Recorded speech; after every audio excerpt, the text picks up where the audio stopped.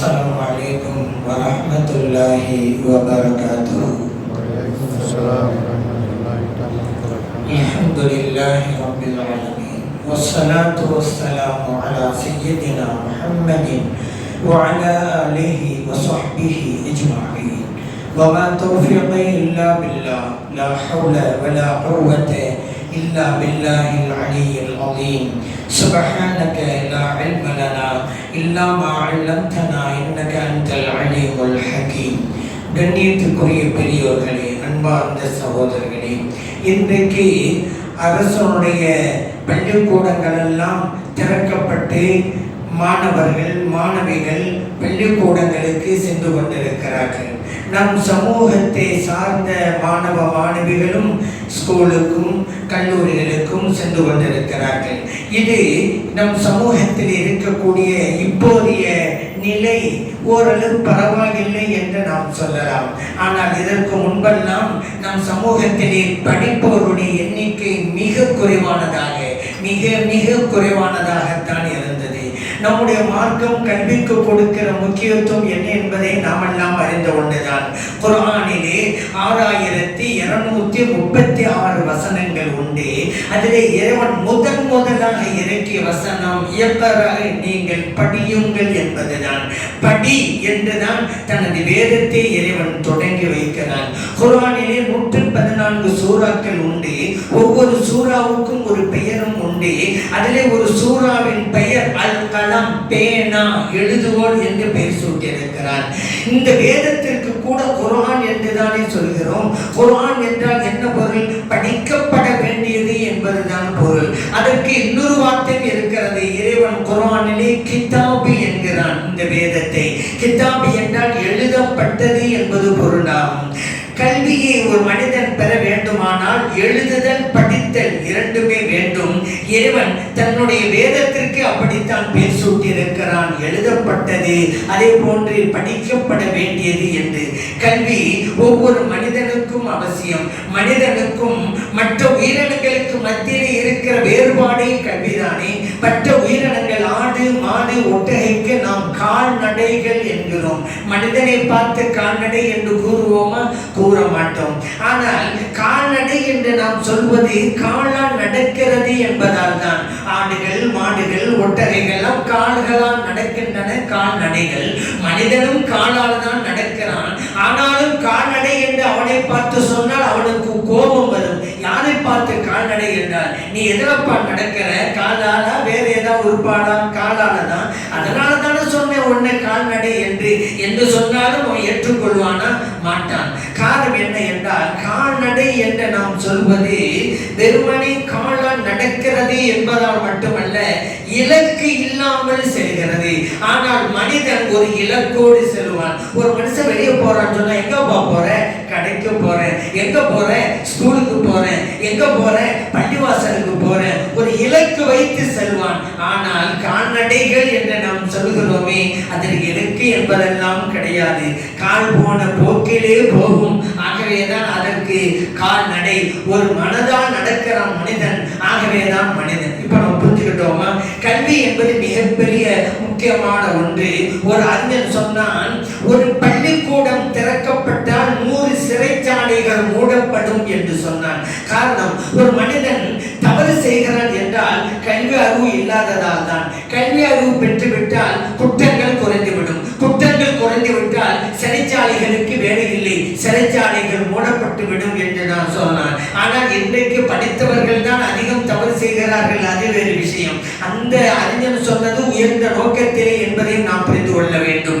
அதே போன்று எந்த ஒரு சமூகமும் உயர வேண்டும் என்றிருந்தால், வெற்றியின் முகத்தை தொட வேண்டும் என்றிருந்தால், அது கல்வி அறிவு பெற்ற சமூகமாக இருக்க வேண்டும். கல்வி அறிவு பெற்ற சமூகம்தான் அனாதைகள் குறைந்த சமூகமாக இருக்கும். காரணம், தந்தை இல்லாதவன் அனாதை என்று நாம் சொல்லுவோம். ஒரு அறிஞர் சொன்னான், இல்லை இல்லை, தந்தை இல்லாதவன் அனாதை இல்லை, கல்வி இல்லாதவன் தான் அனாதை. அப்படியானால் ஒரு சமூகத்திலே கல்லூரி பெறாதவர்கள் இருந்தால் இருந்தால் அவர்கள் அனாதைகள் நிறைந்த சமூகமாகத்தான் இருக்கிறார்கள். அந்த நிலையை மாற்ற வேண்டும் என்றிருந்தால் நம் சமூக மக்கள் படிப்பிலே முக்கியத்துவம் கொடுக்க வேண்டும். கல்வி என்று வருகின்ற போது இரண்டு வகையான கல்வி. இந்த உலகத்திலே மனிதர் வாழுகின்ற போது ஒன்று படிக்க வேண்டும் அல்லது படித்து கொடுக்க வேண்டும். இரண்டு ஒன்றுதான், மூன்றாவது ஒன்று இல்லை. ஒருவனை பார்த்து படி அல்லது படித்து கொடு. படி என்று சொன்னால் நான் ஏன் படிக்கணும், எனக்கு தான் எல்லாம் தெரியுமே, அப்படியா, படிச்சு கொடு. சரி, இன்னொரு பார்த்து படிச்சு கொடுப்பா, அவன் சொல்றான் எனக்கே எதுவும் தெரியாது, நான் என்னங்க படிச்சு கொடுக்கிறது, அப்படியா, படி. ரெண்டிலே ஏதாவது ஒன்றுதான். இந்த இஸ்லாம் என்கின்ற மார்க்கத்திற்கும் மற்ற சமயங்களுக்கு மத்தியில் இருக்கிற வேறுபாடு என்ன தெரியுமா? படிப்பதும் பயிற்றுவிப்பதும் வணக்கம் என்று சொன்ன ஒரே மார்க்கம் இந்த உலகத்தில் இஸ்லாம் மட்டும்தான். அத்தஅல்லுமு வத்தஅலீமு இபாதத்துன். ஒரு பையனை கூப்பிட்டு சொல்றா ஏ பி சி டி சொல்லி கொடுக்குறோம்ல, இபாதத்துங்க. நம்ம சொல்ல சொல்ல அந்த பையனும் ஏ பி சி சொல்றான்னு வச்சுக்கிறோங்க, அதுவும் வணக்கம். நன்மை வணக்கம் என்றால் என்ன? வணக்கமார்கள், நன்மைகளை எழுதுகிறார்கள் என்பதுதான் அதனுடைய பொருள். அந்த அளவிற்கு மார்க்கம் கல்விக்கு முக்கியத்துவம் கொடுக்கிறது என்பதை நாம் அறிந்து வைத்திருக்கிறோம். கல்வி என்று வருகின்ற போது இரண்டு வகை கல்வி என்று சொல்வார்கள். உலக கல்வி, மார்க்க கல்வி என்று சொல்லுவாங்க. அது கூட நாம் புரிந்து கொள்வதற்காக சொல்லப்படுகின்ற வார்த்தைகள் தானே தவிர நம்முடைய மார்க்கத்தை பொறுத்த மட்டில் உலகம் மார்க்கம் அப்படிலாம் கிடையாது. மனிதனுக்கு பயனளிக்கும் கல்வி அனைத்துமே மார்க்க கல்வி தான். பள்ளிக்கூடத்துல கணக்கு சொல்லி தர்றாங்களா? ஆமா, கணக்கு சொல்லி தர்றாங்க. மார்க்க கல்வி தானே. கணக்கு தெரிந்தால் தானே வாரிசுரிமை சட்டத்திலே யாருக்கு எவ்வளவு பங்கீடு செய்து கொடுக்க முடியும் என்பது தெரியும். அப்படியானால் கணக்கை படிப்பதும் கூட மார்க்கம் தான். பள்ளிக்கூடத்தில் போய் படித்தாலும் அது மார்க்க கல்வி தான் என்பதை நாம் புரிந்து கொள்ள வேண்டும். ஆகவேதான் இறைவன் கூட குர்ஆனிலே அஃபலா யன்துரூன இலல் இப்லி கைஃப குலிகத், ஒட்டகம் எவ்வாறு படைக்கப்பட்டிருக்கிறது பார்க்க வேண்டாமா என்று இறைவன் கூறுகிறான். வேல சமாய் கைஃப ருஃபிஅத், வானம் எவ்வாறு உயர்த்தப்பட்டிருக்கிறது பார்க்க வேண்டாமா என்கிறான். வேலல் ஜிபாலி கைஃப நுஸிபத், மலைகள் எவ்வாறு நடப்பட்டுள்ளன என்பதை பார்க்க வேண்டாமா என்று இறைவன் கேட்கிறான். வகிலல் அர்லி கைஃப சுத்தஹத், இந்த பூமி எவ்வாறு திரிக்கப்பட்டிருக்கிறது என்பதையும் பார்க்க வேண்டாமா என்கிறான். அப்படியானால் பார்க்க வேண்டாமா என்றால் கண்களால் பார்ப்பதா? அந்த அரபிகளை பார்த்து ஒட்டகத்தை பார்க்க வேண்டாமா? ஒட்டகத்தை தானே பார்த்து கொண்டே இருக்கிறார்கள். விழித்ததிலிருந்து உறங்குகின்ற வரைக்கும் அவர்கள் வீதிகளிலும் வீடுகளிலும் பாலை வனங்களிலும் அந்த ஒட்டகத்தை தானே பார்த்து கொண்டிருந்தார்கள். இங்கே பார்க்க வேண்டாமா இறைவன் என்று சொன்னது வெறுமனே கண்களால் பார்ப்பதல்ல, விலங்கியலை படி என்று இறைவன் சொல்கிறான். உயிரியலை படி என்று இறைவன் சொல்லி தருகிறான். வானம் எவ்வாறு உயர்த்தப்பட்டிருக்கிறது பார்க்க வேண்டாமா? அண்ணாந்து பார்க்கிறதா? அரபியர் பார்க்க தானே செஞ்சாங்க, நம்மளும் பார்த்துட்டு தான் இருக்கிறோம். வானியலை படி என்று இறைவன் சொல்லி காட்டுகிறான். அதே போன்று பூமி எவ்வாறு விரிக்கப்பட்டிருக்கிறது பார்க்க வேண்டாமா? புவியியலை படி என்கிறான்.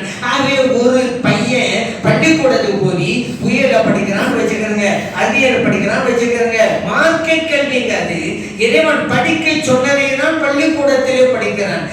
இந்த உலகத்துல நம்ம புரிஞ்சு கொள்றதுக்காக மார்க்க கல்வி, உலக கல்வி, பள்ளிக்கூடங்கள்ல படிச்சு கொடுத்தா அது உலக கல்வி, மதரசாக்கள்ல படிச்சு கொடுத்தா அது மார்க்க கல்வி என்று நாம் புரிந்து கொள்வதற்காக வைக்கப்பட்ட வார்த்தைகளை தவிர மனிதனுக்கு பயனளிக்கும் கல்வி எல்லாமே அது மார்க்க கல்வி தான் என்பதை நாம் புரிந்து கொள்ள வேண்டும். ஒரு மனிதன் உயர்த்துகின்ற கருவிகளாக இரண்டு கல்விகளுமே இருக்கிறது என்பதையும் நாம் புரிந்து கொள்ள வேண்டும். இந்த இரண்டு கல்விகளுமே, உலக கல்வியும் மார்க்க கல்வியும், நம்முடைய இரண்டு கண்களை போல.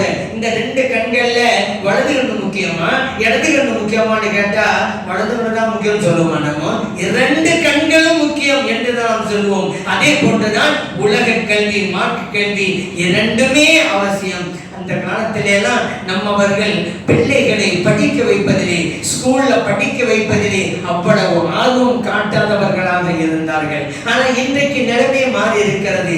ஒவ்வொரு பெற்றோரும் நாம் நம் பிள்ளைகளை படிக்க வைக்க வேண்டும் என்று கருதுகிறார்கள். நாம் தான் படிக்கல, நம்ம பிள்ளைகளாக படிச்சு உயரணும் முன்னேறணும் என்று எல்லா பெற்றோர்களும் நினைக்கிறாங்க. அந்த அளவுக்கு எண்ணங்கள் மாறி இருக்கிறது என்றால் நாம் வரவேற்க வேண்டும். ஆனா அப்போனா அப்படி இல்லைங்க. நம்ம பையன் கடை உள்ளதான் நிறைய வேலை பார்ப்பாங்க. இந்த சென்னையில் கூட எடுத்துக்கங்களேன், பிளாட்ஃபார்ம் கடை இருக்கும். நம்ம ஊரெல்லாம் பிளாட்ஃபார்ம் கடை நிறைய பேர் நடத்திக்கிட்டு இருப்பாங்க. அங்க இருக்கிற பசங்க நம்ம பசங்க பள்ளிக்கூடத்துக்கு போகாம பிளாட்ஃபார்ம்ல நின்றுட்டு இருப்பாங்க. அந்த அளவுக்கு நம்ம காலம் கேட்டால் வறுமை என்று சொல்வார்கள். அந்த வறுமையை போக்குவதற்கு தான் இன்றைக்கு அரசே பல நல திட்டங்களை எல்லாம் கொண்டு வந்திருக்கிறது அல்லவா? சத்துணவு திட்டம், காலை உணவு திட்டம், அந்த மாணவர்களுக்கு மாணவிகளுக்கு தேவையான சீருடைகள், நோட்டு புத்தகங்கள் எல்லாமே இலவசமா கொடுக்காத என்ன, நீங்க வறுமையை காரணம் காட்டி படிக்காமல் இருந்துவிடக் கூடாது என்பதற்காகத்தான். ஆனா ஒரு காலத்தில் அப்படி இருந்தது. இன்றைக்கு கூட பாருங்க, நம்மவர்கள் இன்னைக்கு கூட ஒரு பையன் 10th எழுதிருப்பான், அவன் ஒரு ஏதாவது சப்ஜெக்ட்ல ஃபெயிலா இருப்பான்னு வச்சிருக்கான, உடனே பாஸ்போர்ட் எடு அப்படின்னா, ஏங்க வெளிநாட்டு அனுப்ப வேண்டியதான், அவ்வளவுதான். ஏன் அவன் ஃபெயிலா இருப்பான் அந்த சப்ஜெக்ட்ல மறுபடியும் எழுதக்கூடாதா? அவன் பாஸ் பண்ணக்கூடாதா? அடுத்து அவன் +1 +2 படிக்க கூடாதா? அந்த சிந்தனையில இல்லையா? ஃபெயிலா போயிட்டா போதும், பாஸ்போர்ட் எடுத்து விடு. இப்படி நிறைய பேரை அனுப்பி வைத்திருக்கிறார்கள் நம் சமூகத்தவர்கள். அங்க போய் என்ன வேலை பார்க்கிறான் நம்ம பிள்ளைகள்லாம்? ஒட்டகங்களை மேய்ச்சிட்டு இருப்பாங்க பாலைவனத்துல. அதே போல ஹோட்டல்ல வேலை செய்வாங்க, ரோட்டில வேலை செய்வாங்க. எங்க என்னப்பா வேலை செய்யறேன்னு கேட்டா, நான் கிளீனிங் வேலை செய்யறேன், ஒரு டீசெண்டாக சொல்லுவாங்க. என்ன கிளீங்கிறது அங்க போய் பார்த்தா தான் தெரியும். இந்த மாதிரி எல்லாம் இருக்கிறாங்க. காரணம் என்ன? இவங்க படிச்சுட்டு போனா தானே, இவங்க போனா அவங்க அந்த வேலை தானே கிடைக்கும். ஆனா அங்கே போன பிறகுதான் தெரிகிறது, எத்தனையோ பிற சமயத்தவர்கள் எல்லாம் படித்து விட்டு அங்கே வருகை தந்திருக்கிறார்கள். உயர்ந்த பணிகளிலே அவர்கள் பணியாற்றிக் கொண்டிருக்கிறார்கள், உயர்ந்த வேலையை அவர்கள் செய்து கொண்டிருக்கிறார்கள். அவர்கள் சம்பாதிக்கிற பணம் எவ்வளவு தெரியுமா? லட்சக்கணக்கில் மாசம். நம்ம பிள்ளைகள் பாவம் ஆயிரக்கணக்கில் சம்பாதிக்கிறாங்க. ஏன்? படிப்பில்லை. வெளிநாட்டுக்கு போவதாக இருந்தாலும் படித்து விட்டு போனால் தானே அதிகமாக சம்பாதிக்க முடியும். அதே கூட நம் சமூகத்தவர்கள் செய்யவில்லை. ஆனால் பிற சமூகத்தவர்கள் கரெக்டா அது செய்யறாங்க, நல்லா படிக்கிறாங்க, போய் உட்கார்றாங்க. அதே அரபு நாடுகள் தான், அங்க உயர்ந்த பதிவு லட்சக்கணக்கில் சம்பாதிச்சு அவங்க குடும்பத்துக்கு அனுப்பிட்டு இருக்கிறாங்க. ஆனா இந்த நேரம் நம் சமூகத்திலேயே ஏன் படிக்கல அப்படிங்கிறதுனாலதான் நம் பிள்ளைகள் தொடக்கப்பள்ளி அதுல கொஞ்சம் பேர் கழிஞ்சிருவாங்க, அப்புறம் நடுநிலை பள்ளி அது கொஞ்சம் கழிஞ்சிருவாங்க, அப்புறம் உயர்நிலை பள்ளி அது கொஞ்சம் கழிஞ்சிருவாங்க, மேல்நிலை பள்ளி அது கொஞ்சம் கழிஞ்சிருவாங்க, அப்புறம் தான் கல்லூரி. இப்படி கொஞ்சம் கொஞ்சம் குறைஞ்சு போய் கொஞ்சம் தான் தேர்ந்து நிற்கும் அந்த கல்லூரியில போய். அதிலே கூட இடையிலே நிற்பவர்கள் எல்லாம் எத்தனை பேர் இருக்கிறாங்க. அப்படி இருக்கக்கூடாது. இந்த சமூகம் ஒரு மிகப்பெரிய மாற்றத்தை உண்டு பண்ண வேண்டும் என்றிருந்தால் அத்தனை பேரும் படித்தவர்களாக இருக்க வேண்டும். இந்த உலகத்திலே இன்னும் சொல்ல போனால் இந்த நாட்டிலே என்று வச்சுக்கிறோம், இந்த நாட்டிலே நம் சமூகத்திற்கு, இஸ்லாமிய சமூகத்திற்கு என்ன உரிமைகள் உண்டு என்பதை தெரிந்திருக்க வேண்டாமா? அந்த உரிமைகள் பதிக்கப்பட்டால் அதற்காக போராட வேண்டாமா? தெரிந்தால் தானே நமக்கு என்ன உரிமை இருக்கிறது என்பதே தெரியவில்லை. அப்ப உரிமை பறிக்கப்பட்டிருக்கிறது என்று தெரியும். அதற்காக எப்படி ஒரு பாடுபட போறாரு, போராட்டம் செய்ய போறாரு? படிக்கணுங்க. விழிப்புணர்வு உள்ள சமூகமா இருக்க வேண்டும் என்றால் அப்படித்தான் இருக்க வேண்டும், படித்து முன்னேற வேண்டும். ஆனால் அதனால நம் சமூகத்திற்கு 3.5 விழுக்காடு இடஒதுக்கீடு கொடுத்திருக்கிறாங்க. அதை பெறுவதற்கு கூட படித்தவர்கள் உண்டா நம் சமூகத்திலே? கீழ்மட்ட பதவிகளை பெறுவதற்கு வேண்டுமானா படிச்சவங்க இருக்கன்னு நினைக்கலாம். மேல்நிலை பதவிகளை எல்லாம் பெறுவதற்கு உண்டான படித்தவர்கள் சமூகத்தில் இருக்கிறார்களா? இதுல 7 விழுக்காடு எங்களுக்கு வேண்டும் என்று நாம் கோரிக்கொண்டிருக்கிறோம், மற்றவர்களுக்கு நாம் கேட்டுக்கொண்டிருக்கிறோம். ஆனால் உண்மையில் அதற்கு உண்டான படித்தவர்கள் சமூகத்தில் இருக்கிறார்களா? இல்லையே. அதான வருத்தமாக இருக்கிறது. இந்த குழந்தை தொழிலாளர்கள் இதெல்லாம் கொஞ்சம் மாறி இருக்குது. அந்த குழந்தை தொழிலாளர்கள் என்பது நம் சமூகத்தில் மட்டுமல்ல வேறு சமூகத்திலும் இருக்கத்தான் செஞ்சது. அதனாலதான் ஒரு கவிஞன் கூட சொன்னா, சிலட்டு குச்சிகளை பிடிக்க வேண்டிய கைகள் தீக்குச்சிகளை பிடித்துக் கொண்டிருக்கின்றன. இந்த தீப்படி தொழிற்சாலை சிவாசி போன்ற ஊர்ல பார்க்கலாம், வேலை செய்வதில் பெரியவர்கள் இருப்பாங்க, சின்ன சின்ன பசங்க எல்லாம் வேலை போவான், பள்ளிக்கூடத்துக்கு போவாம அங்கதான் போவான். என்னப்பா அவங்க கையில் தீக்குச்சி விடுகிற, இந்த வயசுல நீ சிரட்டு குச்சிகள் பிடிக்கணும். அது மட்டுமல்ல, பாடசாலைகளை நோக்கி நடை போட வேண்டிய கால்கள் தொழிற்சாலைகளை நோக்கி நடை போட்டுக் கொண்டிருக்கின்றன. இருக்கின்றன. அப்படியெல்லாம் இருந்தது, இன்னும் இருக்கிறது. அதனால குழந்தை தொழிலாளர் முறையை ஒழிக்க வேண்டும் என்று அரசாங்கம் பாடுபட்டு கொண்டிருக்கிறது. இந்த படிப்பறிவு இல்லை. சின்ன வயசுலேயே நம்ம சமூகத்தில் கூட சொன்னா எத்தனை பேர் மளிகை கடையில பொட்டலம் போட்டுக்கிட்டு இருப்பாங்க, அந்த வேலை பார்த்துருப்பாங்க. எத்தனை பேர் டீ கடையில் கிளாஸ் கழுவிக்கிட்டு இருப்பாங்க, மேஜை துடைச்சிட்டு இருப்பாங்க. பள்ளிக்கூடத்துக்கு போனாங்க என்னன்னு கேட்டா, எங்க வீட்டுல வறுமை, நான் சம்பாதிச்சா தான் என் வீட்டுல அம்மா சாப்பிட முடியும், அந்த அளவுக்கு கஷ்டப்படுறோம் என்றெல்லாம் இருக்கிறார்கள். ஆனால் அந்த டீ கடையிலே வேலை செய்கிற எத்தனையோ சிறுவர்களுக்குள்ளே எவ்வளவு பெரிய மேதைகள் ஒளிந்து கொண்டிருப்பார்கள் தெரியுமா? அவர்கள் படித்தால்தான் அவனுக்குள்ளே புதையுண்டு போயிருக்கிற மேதை யார் என்பது வெளியே தெரியும். இல்லைன்னா அவன் வாழ்க்கை ஃபுல்லா, அவன் திறமை ஃபுல்லா அந்த டீ கடையிலையும் முடங்கி போயிடும். படிக்கணுங்க, அதுதான் மிக முக்கியமானது. நாம் நினைக்கிறோம் சாதாரணமா பையன் தானே சிறுவன் தானே என்று.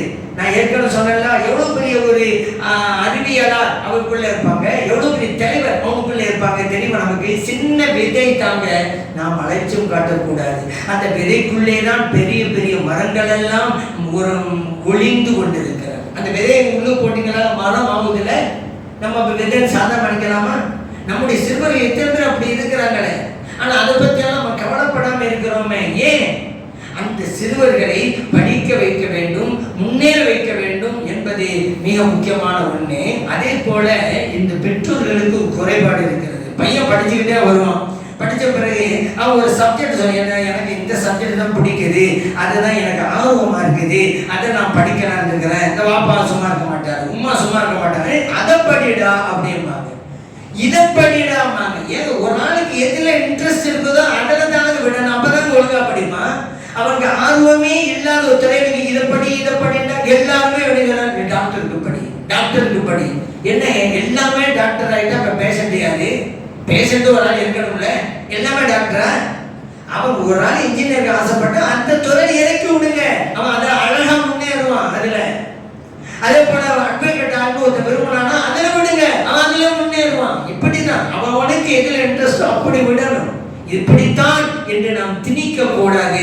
காரணம் பொதுவா சொல்லுவாங்க, கல்வி என்பது விதைகளாக தூவப்பட வேண்டுமே தவிர ஆணிகளாக அறையப்படக்கூடாது. இதை நீ படிச்சுத்தான் ஆகணும் அப்படிங்க கூடாது. கடைசியில் இதை படிக்காம அவன் படிக்காம அவனுடைய எதிர்காலமே சூன்யமா போயிடும். அதெல்லாம் பெற்றோர்கள் தன் பிள்ளைகளை பார்க்கணும், எதுல இன்ட்ரெஸ்டா இருக்கிறான் அப்படின்னு பார்க்கணும். அந்த துறை தேர்ந்தெடுத்து பண்ணிடா அப்படிங்கிறான், அழகா அந்த துறையில அவன் முன்னேறுவான். இது ஒரு முக்கியமான ஒன்று. அடுத்து நம் சமூகத்துல படிக்காதவர்கள் நிறைய பேர் அந்த காலத்துல இருந்தாங்க. இப்ப பிள்ளைகள் படிக்க வச்சிடறாங்க. எந்த அளவுக்கு? நம்ம சமூகத்தில் மட்டுமல்ல, நம்ம நாட்டில் இருக்கக்கூடிய எல்லா சமூகத்திலும் அந்த நிலைமை தான் இருந்துச்சு. ஒரு சில சமூகம் தான் முன்னேறி இருக்கிறது. 3 விழுக்காடே இருக்கக்கூடிய ஒரு சமூகம் இந்தியாவிலே ஆட்சி அதிகாரம் எல்லாவற்றையும் தன்னில் வைத்துக் கொண்டிருக்கிறது. அது கோர்ட்டு அமைப்பா இருந்தாலும் சரி, கோர்ட்டு நீதிபதிகளும் அந்த சமூகத்தை சேர்ந்தவங்களா இருக்கிறாங்க. IAS IPS அதிகாரிகள் இந்தியா ஃபுல்லா கெடுங்க அவங்களுக்குள்ள தான் இருக்கிறாங்க. தமிழ்நாட்டில் வேண்டுமானா விதிவிலக்கா இருக்கலாம், வடநாட்டில் அப்படிதான் 3 விழுக்காடு தான். ஆனா ஆட்சி அதிகாரம் இருக்கிறது. மற்ற ஆட்சியாளர்கள் வருவார்கள் போவார்கள், என்றைக்குமே ஆட்சி நடத்துபவர்கள் அதிகாரிகள் தான். அந்த அதிகாரம் ஒரு குறிப்பிட்ட சமூகத்தில் இருக்கிறது. ஒரு நீதிபதி தேவையா? அடுத்த நீதிபதி போடணுமா? அந்த சமூகம் தன் சமூகம் சார்ந்த ஒருவன் நீதிபதியாக நியமிக்கிறது. இப்படித்தான் நடைபெறுகிறது. அதே போல இன்னொரு சமூகம் இருக்கிறது, 2 விழுக்காடு தான், நம்மை போன்ற சிறுபான்மை தான். அவங்களுடைய படித்தவர்கள் எப்படி இருக்காங்க தெரியுமா? காரணம் என்ன? பள்ளிக்கூடங்கள் கல்லூரிகள் அவங்க நிறைய நடத்துறாங்க, நன்றாகவும் நடத்துறாங்க. ஆனா சமூகத்திலும் பள்ளிக்கூடங்கள் அங்கங்க சிறப்பாக நடத்திட்டு இருக்கிறாங்க.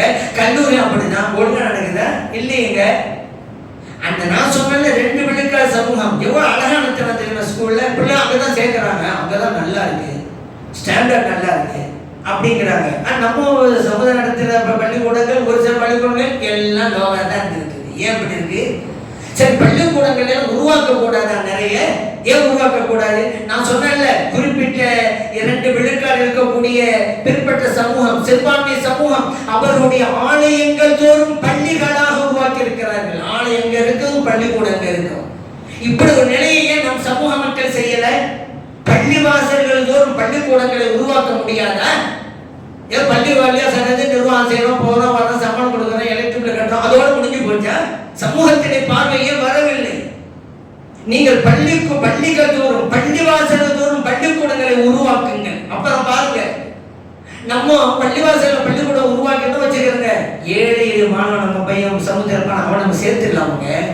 ஆனா இன்னைக்கு நம் ஏழை மாணவன் அடுத்த ஒரு ஸ்கூலுக்கு போனா அந்த ஃபீஸ் இந்த ஃபீஸ் கட்ட முடியலையே.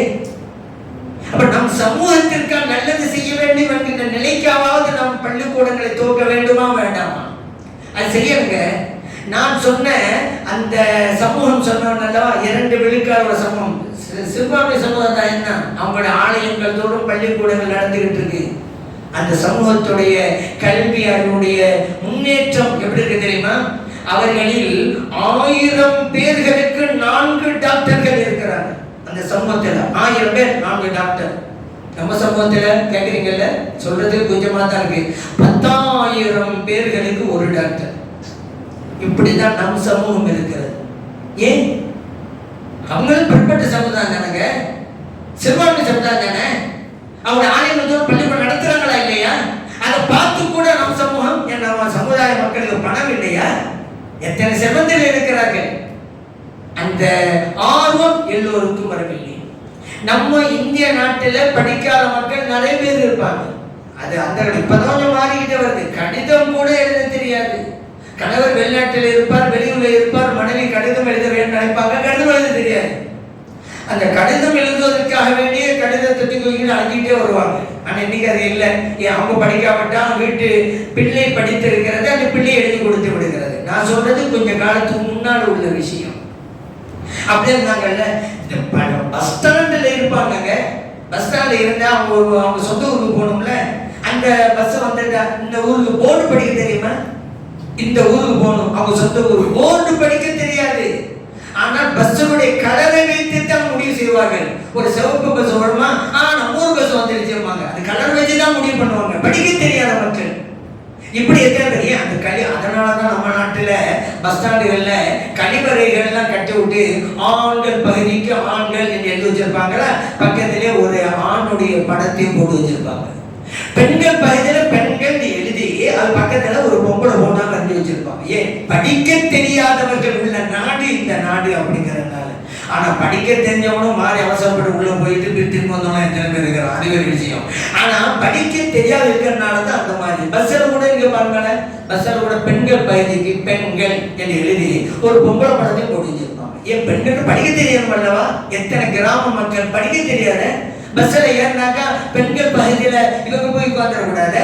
அதனால ஒரு பெண்களை எழுதி அப்புறம் பெண்ணுடைய படத்தையும் போட்டு வச்சிருப்பாங்க.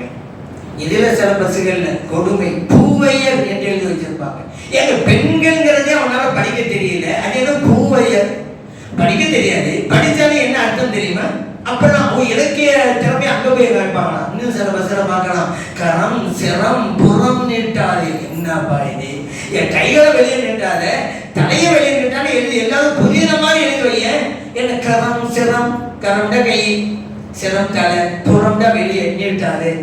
என் பஸ்ல போறவங்கலாம் டிக்ஷனரியா கொண்டு போயிட்டு படிச்சு கூட என்ன அர்த்தம்னு பார்க்கலான்ட்டு இப்படி உள்ள யோசிக்காம செய்யறது. இதெல்லாம் படிக்க தேவை இருக்கிறதுனால பொம்பளை படத்தை போட்டு வச்சா பெண்கள் எழுதி வச்சிட வேண்டியதானே. ஏன்னா ரொம்ப அவங்க திறமை காமிக்கிறாங்க. அந்த மாதிரி எல்லாம் எழுதி வச்சுட்டு போயிட்டாங்க. ஆகவே படித்தவர்கள் நம் சமூகத்தில் உருவாக வேண்டும். அது குறிப்பாக பெண்கள். பெண்கள் படிக்கிறாங்க அல்லாஹ்வால. நம்முடைய சமூகத்தை சார்ந்த பெண்கள் படிக்கிறாங்க. அப்போலாம் அப்படி இல்லை, பருவம் படிச்சா வீட்டில் உட்கார வச்சிருவாங்க.